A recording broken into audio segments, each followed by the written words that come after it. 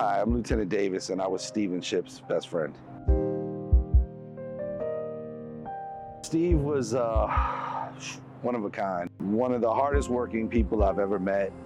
Always willing to engage in fun and hijinks, but also very determined to do a great job. He really did care. He had a very unusual personality. He was the biggest complainer I've ever met, possibly. But at the end of the day, he would do the job as well or better than anybody else possibly could. I mean, Steve and we used to play pranks constantly at the firehouse, whether it was throwing ice at each other, we were sitting down at a table. You know, one day we filled the entire back of the ambulance with balloons, and then on our first run made that patient the patient of the day and released the balloons when we pulled up. We had a lot of fun, a lot of fun. That time at Truck 7 was the best of my career, I would say.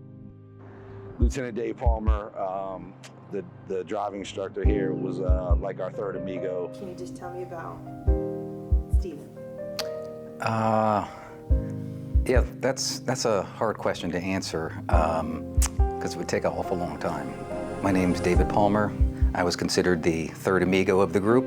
Captain Complainer had a certain way with words that basically you were almost looking to give him something to complain about because it was a special time, and you know, he brought joy and he brought a lot of camaraderie. You know, he had a certain way about him that he always brought the crew together, and a lot of times I think, you know, the crew rallied around him, and he was the nucleus of the group.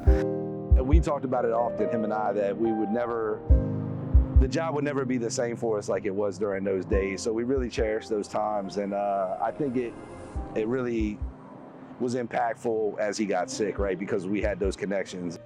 You know, he evolved like a lot of us, right? He was constantly working on himself, always wanted to be a great person, not only for the job and his community, but for his wife and kids. So wait, bye. See you when you get back.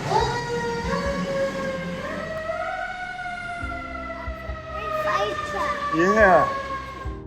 What message would you give to his family? I love them. I hope they understand how much they meant to him. I'm pretty sure they did, but towards the very end of his life, he wasn't really able to speak anymore.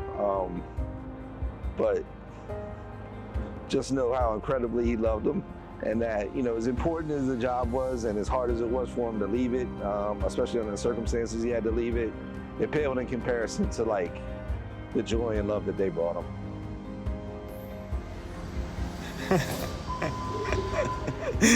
He was always wanting to help out the next guy. And it kind of reminded me of the Jimmy V speech, if anybody recollects. He was a famous basketball coach who was terminally ill. And one of the last speeches he gave was, he said, "Don't give up, don't ever get up. It may not help me, but it'll help the next guy." And that's what Steve did.